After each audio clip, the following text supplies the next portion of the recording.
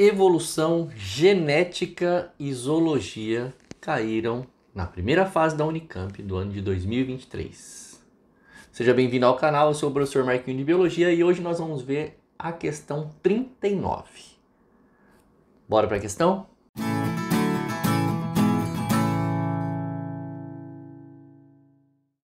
É bom você saber que essa questão vai ser analisada de duas formas. Primeiro, eu vou ler o enunciado, vou responder a questão, falar por que a certa é a certa e por que as erradas são erradas. Depois eu vou explorar o contexto de filogenética e os termos de zoologia e embriologia que aparecem aí durante a minha explicação. Tudo bem?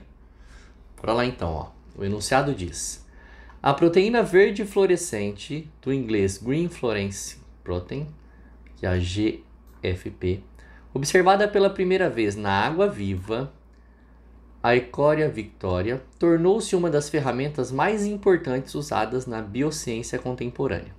Evolutivamente, a distribuição filogenética dos genes homólogos da GFP foi encontrada apenas nos filos Cnidaria, Artrópoda e Chordata. Veja bem, nós temos 3 filos do reino animal e quando começa a aparecer essas variáveis, filos distantes, é fácil confundir. Então, por isso eu trouxe aqui para a gente fazer um resgate rápido uma árvore filogenética da evolução dos animais. Nós sabemos, no contexto evolutivo, que os animais surgiram a partir dos protozoários. Os protozoários deram origem aos metazoa, ou seja, aos animais. Existem animais mais simples, como os poríferos, e existem animais mais complexos, como os vertebrados. Todos eles são evoluídos, todos eles vivem até hoje. Porém, aqui nessa questão em específico, está falando que a GFP, que é essa proteína verde fluorescente aí, foi encontrada nos cnidários, nos artrópodes e nos chordatos. Esses 3 grupos são grupos de chordados, tá bem? Uro, céfalo e euchordados, ou seja, vertebrados ali, são todos chordados. O que eles têm em comum? Eles têm em comum genes homólogos da proteína GFP. Como assim, professor, genes homólogos? Vamos voltar um pouquinho para a genética. Todo organismo diploide apresenta um número par de cromossomos. No caso, o ser humano tem 46 cromossomos.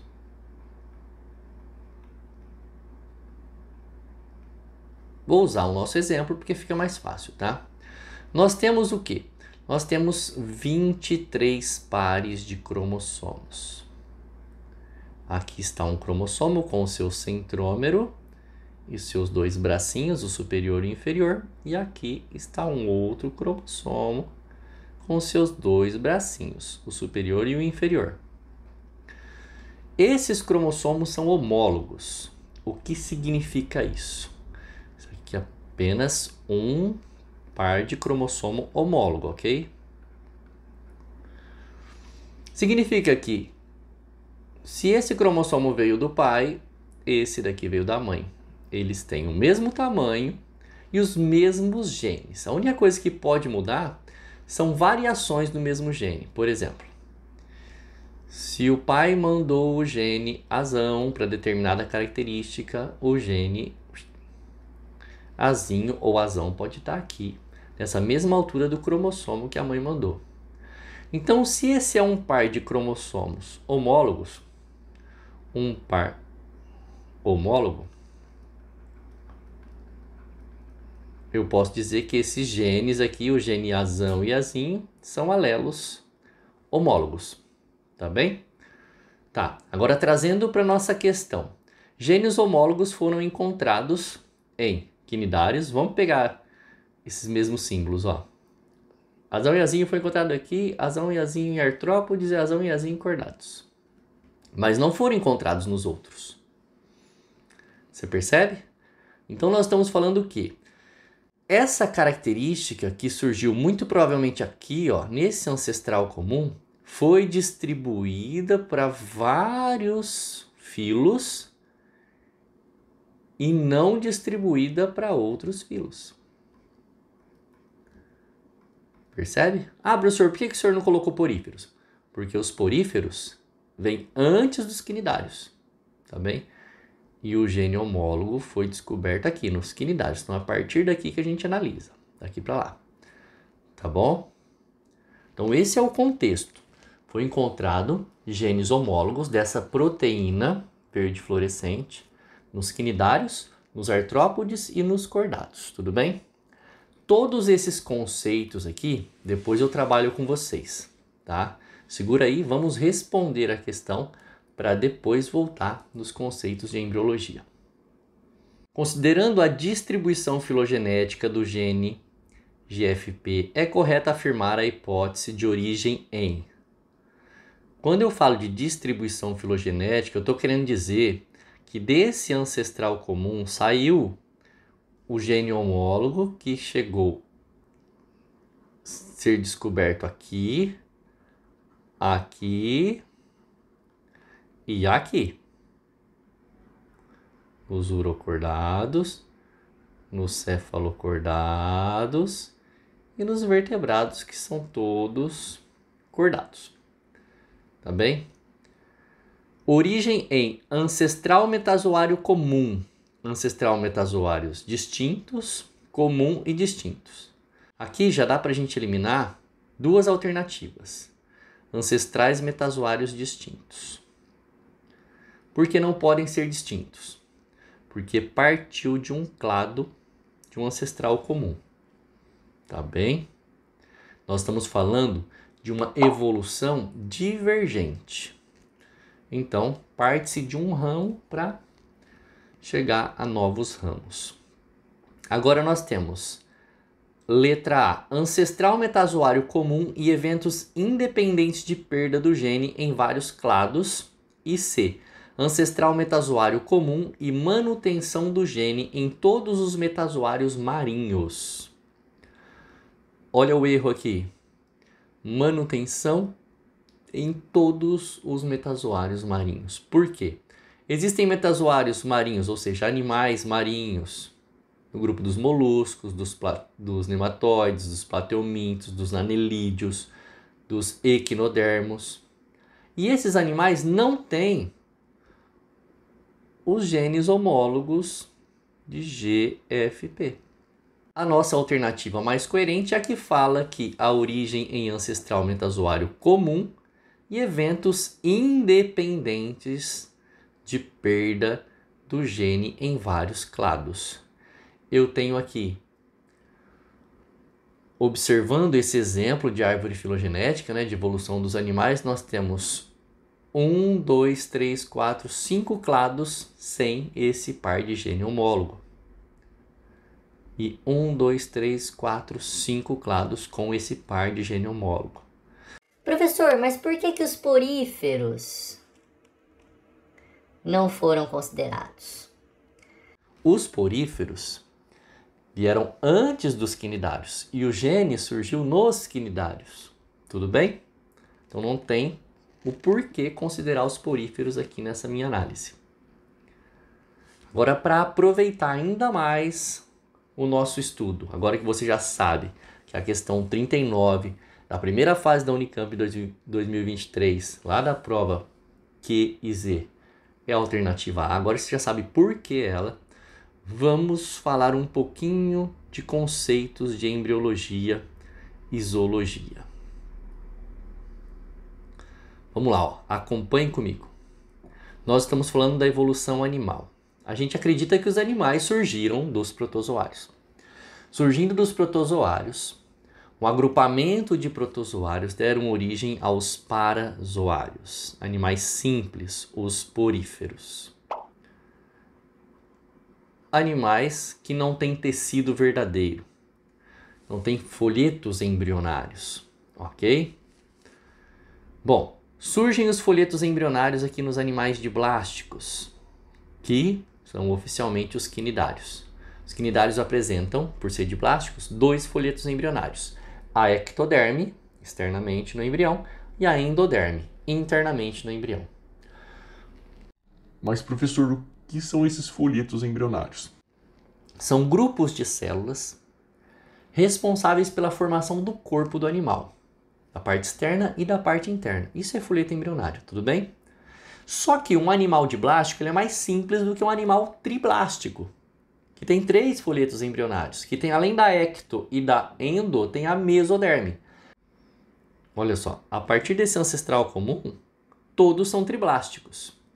Dos plateumintos, passando pelos nematóides até os vertebrados, tá? Todos têm 3 folhetos embrionários. Então começa aqui. No caso, tem 2 ramos triblásticos, o ramo protostomado e o ramo deuterostomados. Os protostomados são os animais onde o embrião apresenta um orifício. O primeiro orifício do embrião foi a boca, protoestômio, primeiro a boca. E o deuterostômio, o primeiro orifício do embrião foi o ânus. Deutero, depois, estômio, boca. Então a boca vindo depois. Vantagens. Protostomados são mais simples. Deuterostomados são mais complexos, tá? No caso dos protostomados, existem aqueles que são acelomados. No caso aqui, ó, os plateumintos. Aqueles que são blastocelomados ou pseudocelomados, como os nemateumintos. E todos aqueles que são celomados.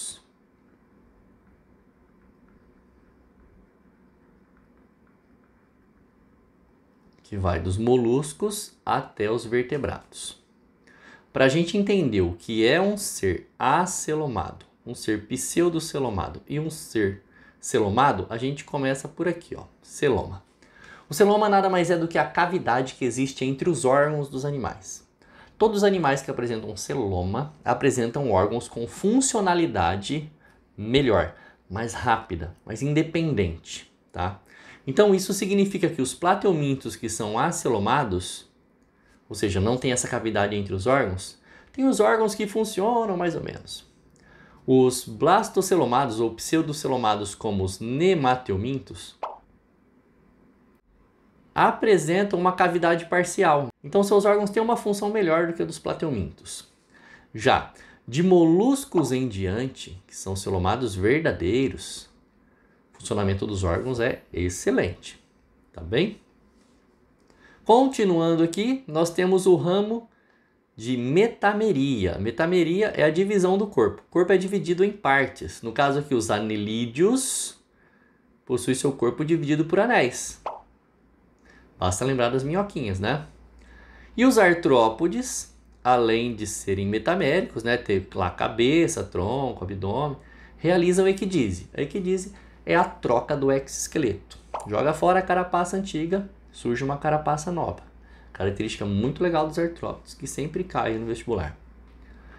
Voltando aqui para os deuterostômios, animais onde o ânus surge primeiro, tem aqueles de simetria pentarradial, que são os equinodermos, como por exemplo a estrela do mar e seus parentes. E os cordados.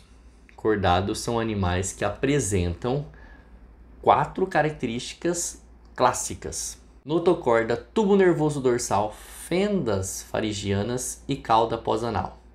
Para você analisar de uma forma mais tranquila esse assunto, eu vou deixar aqui, ó, o card para você ir para a aula de embriologia, que eu explico de uma forma bem detalhada esse assunto, tá bem? E chegando aqui em cima nos cordados, nós temos 3 tipos de cordados. Aquele cordado que tem a coluna vertebral verdadeira e outros 2 cordados. Os urocordados, como as assídeas, apresentam notocorda só na fase larval. Os cefalocordados, como os anfioxos, apresentam notocorda durante toda a vida, da cabeça até a cauda. E os vertebrados apresentam notocorda até uma fase do desenvolvimento embrionário, porque depois ela vai ser substituída pela coluna vertebral, que vai proteger a nossa medula espinal. Tudo bem? Então, esses são os conceitos básicos da embriologia / zoologia você encontra também lá na playlist de zoologia do canal. Tá bom? Espero ter te ajudado. Se gostou da aula, compartilhe com um amigo. Confere se é inscrito no canal. Se não for inscrito, se inscreva, curta o vídeo, acione o sininho para receber as notificações toda vez que o professor publicar uma aula. Eu vou ficando por aqui. Beijos e abraços. Fui.